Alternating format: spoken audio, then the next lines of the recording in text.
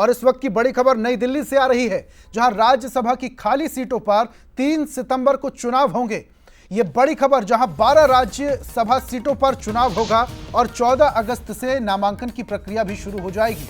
मध्य प्रदेश की एक सीट पर चुनाव होगा। सिंधिया के इस्तीफे से खाली हुई थी राज्यसभा की सीट, जिसके बाद 12 राज्यसभा सीटों पर चुनाव होना है। 14 अगस्त से नामांकन की प्रक्रिया भी शुरू हो जाएगी। मध्य प्रदेश की एक सीट पर चुनाव होना है। सिंधिया के इस्तीफे के बाद ये राज्यसभा की सीट खाली हुई थी और इस पर भी चुनाव होना है। तो बड़ी खबर, मध्य प्रदेश की एक सीट पर भी चुनाव होगा।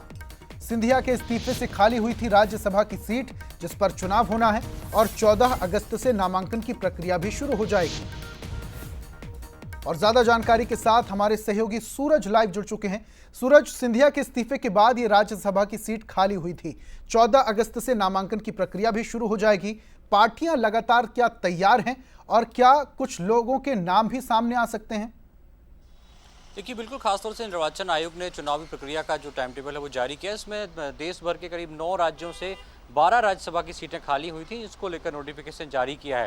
यानी चुनाव का ऐलान हुआ। इसमें 14 अगस्त से नोटिफिकेशन की डेट रहेगी और 21 अगस्त है उस समय तक नॉमिनेशन किया जाएगा। 30 सितंबर को पोलिंग होना है। जिसमें मध्य प्रदेश की बात करें तो ज्योतिरादित्य सिंधिया जो राज्यसभा सदस्य थे और 2026 तक उनका कार्यकाल पूरा होना था, लेकिन वो खासतौर से इस्तीफा देकर लोकसभा का चुनाव लड़े हैं। इसके अलावा महाराष्ट्र से बात करें तो पीयूष गोयल की बात हो, बिप्लब कुमार देव की बात हो, सर्बानंद सोनोवाल की बात हो या केसी वेणुगोपाल जो राजस्थान से राज्यसभा कांग्रेस के बड़े नेता हैं वो पहुंचे थे। तो ऐसे करीब 9 राज्यों की 12 राज्यसभा सीटें हैं जो खाली हुई थी, उनको लेकर चुनावी प्रक्रिया का ऐलान किया गया। इसमें खासतौर से 3 सितंबर को वोटिंग होना है। तो इसको लेकर अब बीजेपी कांग्रेस भी तैयारी करेगी। जिन राज्यों में खासतौर से कांग्रेस के जो नेता राज्यसभा पहुंचे थे या बीजेपी के नेता पहुंचे थे, तो उन सीटों पर उम्मीदवारों को लेकर मंथन भी शुरू किया जाएगा, क्योंकि आज 6-7 तारीख हो चुकी है और 14 अगस्त से नॉमिनेशन जो कि नोटिफिकेशन है वो जारी होगा। तो मध्य प्रदेश में भी खासतौर से राज्यसभा को लेकर बीजेपी की तैयारी होगी कि एक सीट पर किसको भेजना है, लेकिन हर बार हम देखते हैं बीजेपी चौंकाती है। तो वैसा ही कोई नया नाम हो सकता है इस बार भी मध्य प्रदेश से राज्यसभा के लिए आए।